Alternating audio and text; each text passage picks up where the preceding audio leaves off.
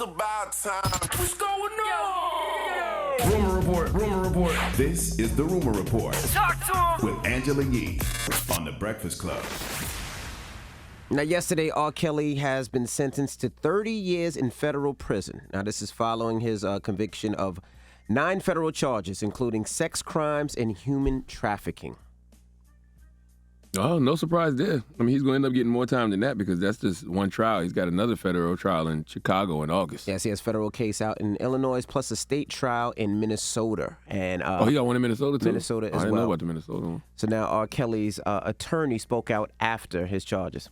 RICO, or Racketeering Act, violation.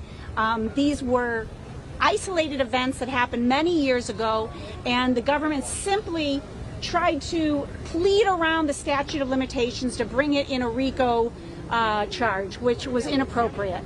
So, I mean, all I can tell you is there was no enterprise. There was no enterprise. It was one man with allegations by a number of women, which doesn't make it an enterprise. And that is why he's not guilty of.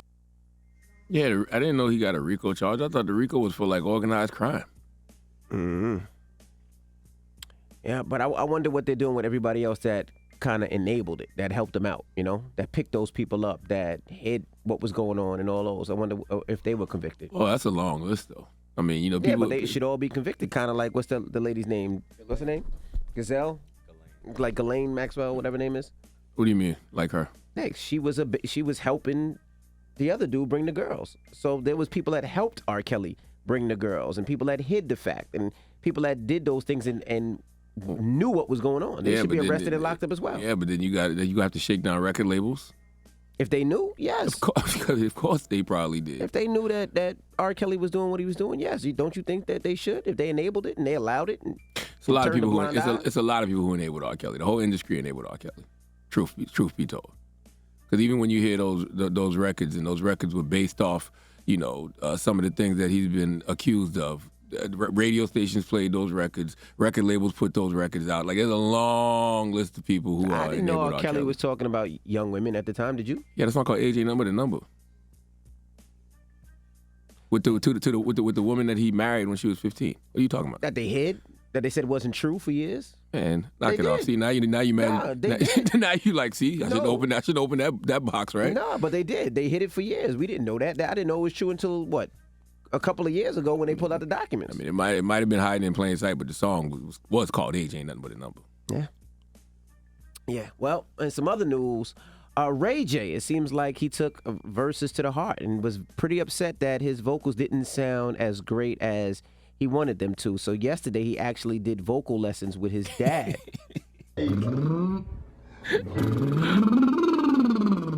This guy, man. This Ray J guy.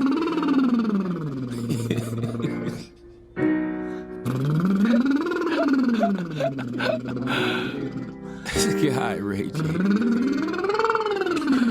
Oh, Willie Norwood Jr. got to be stopped.